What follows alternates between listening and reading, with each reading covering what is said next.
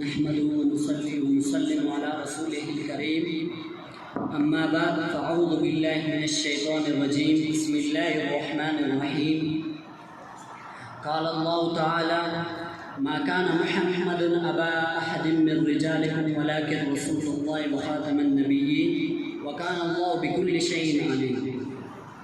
قال في حدیث طویل وانا آخر الانبیاء وانتم آخر الامم. اللہ تبارک و تعالی اپنے محبوب پیغمبر خاتم الانبیاء حضرت محمد مصطفیٰ صلی اللہ علیہ وسلم کو دنیا میں پیدا فرمایا.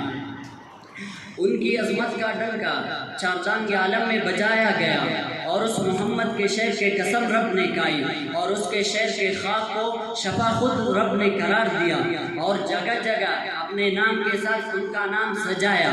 محمد رب کا اتنا لاڈلا کہ خدا نے اسے خاتم المرسلین بنایا، ان کے سر پر تاج ختم نبوت سجایا اور پوری عالم کی فضاؤں میں لا نبی بعدی کا پرچم لہرایا. یہ ختم نبوت کا مسئلہ اتنا اہم مسئلہ ہے کہ سب سے پہلے امت کو اجماع کی دولت اس پر نصیب ہوئی ہے. قاضی سلیمان منصور پوری لکھتے ہیں کہ پورے شجرہ اسلام کی آبیاری کے لیے 259 صحابہ شہید ہوئے، لیکن ختم نبوت کے تحفظ کے لیے جو جنگ لڑی گئی اس جنگ یمامہ میں 1200 صحابہ شہید ہوئے، جن میں اکثر صحابہ حفاظ تھے اور 70 وہ بدری صحابہ تھے جن کے بارے میں بارگاہ خداوندی سے یہ اعلان ہو چکا تھا اعملوا ما شئتم قد غفرت لکم.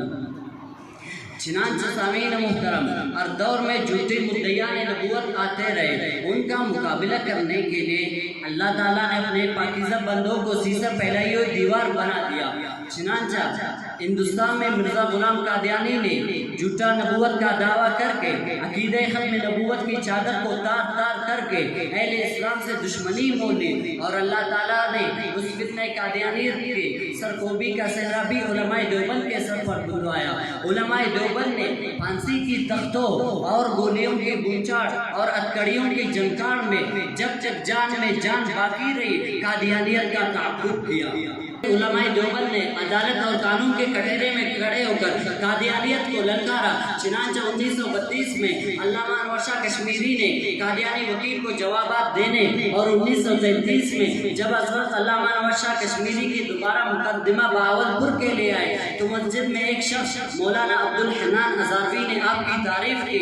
آپ نے فرمایا ہم سے تو گلی کا کتا بھی اچھا ہے کیونکہ وہ مالک کے نمک کا حق ادا کرتا ہے. ہمارے عہدے اگر لوگ ناموس رسالت پر عمل کرے، اگر ہم تحفظ نہ کر سکے تو ہم کتے سے بھی بدتر ہیں. وہ امیر شریعت سیدنا عطا اللہ شاہ بخاری کون ہے جن کے لفظوں کے لڑیا انسانی قلوب میں جگہ بنا لیا کرتے تھے اور جن کو امیر شریعت کا لقب سید انور شاہ کشمیری رحمۃ اللہ علیہ نے دیا تھا، تو انہوں نے اپنی پوری زندگی ختم نبوت کے مبلغ ہونے کی حیثیت سے گرا دی تھے.